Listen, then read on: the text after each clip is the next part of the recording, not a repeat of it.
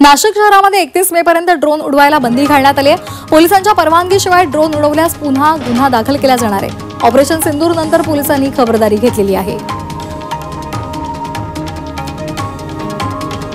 येवला नगरपालिकेने शहरामध्ये मान्सूनपूर्व नालेसफाईला सुरुवात केली आहे। अमरधाम बस स्थानकाजवळच्या नाल्यामध्ये जेसीबीच्या सहाय्याने स्वच्छता केली जाणार असून शहरातील इतर ठिकाणी कर्मचाऱ्यांकडून नालेसफाई केली जाणार आहे। येवला तालुक्यातील नगरसूल आणि अंदरसूल इथे वादळी वाऱ्यासह जोरदार पाऊस झाला। तालुक्यामध्ये सलग चौथ्या दिवशी दमदार पाऊस झाला। पावसाचा पिकांना फटका बसण्याची शक्यता आहे।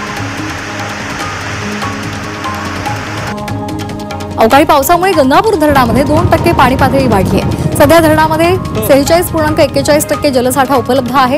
त्यामुळे पाणी टंचाईची समस्या निर्माण झाली असताना मान्सूनपूर्व पावसामुळे नाशिक शहराला दिलासा मिळाला आहे।